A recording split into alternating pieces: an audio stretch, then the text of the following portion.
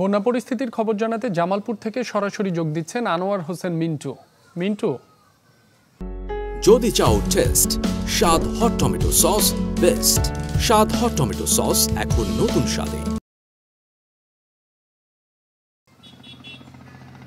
রাব্বি, যমুনা নদীর পানি নেমে যাওয়ায় জামালপুরে সার্বিক বন্যা পরিস্থিতি কিন্তু উন্নতি হয়েছে। তবে পানি কমে যাওয়ার সাথে সাথে কিন্তু ভেসে উঠছে দুর্গত এলাকার ঘরবাড়ি, রাস্তাঘাটের ক্ষত চিহ্নগুলো। আর ভাঙাচোরায় বেহাল অবস্থার কারণে নিজ বাড়িঘরে ফিরেও কিন্তু চরম দুর্ভোগে পড়েছেন দুর্গত এলাকার মানুষ। রাব্বি, এবারের বন্যার ক্ষয়ক্ষতির কথা যদি বলি, যে প্লাবিত হয়েছে জেলার 42টি ইউনিয়নের বিস্তীর্ণ জনপদ, ভেঙে গেছে গ্রামীণ জনপদের অনেক কাঁচা পাকা রাস্তা, ব্রিজ, কালভার্ট, পানিতে ভেসে গেছে 5 শতাধিক পুকুরের মাছ, আর নষ্ট হয়ে গেছে 12,000 হেক্টর জমির ফসল। আর পানি ওঠার কারণে 3 শতাধিক শিক্ষা প্রতিষ্ঠানের কিন্তু অবকাঠামোগত ব্যাপক ক্ষয়ক্ষতি হয়েছে।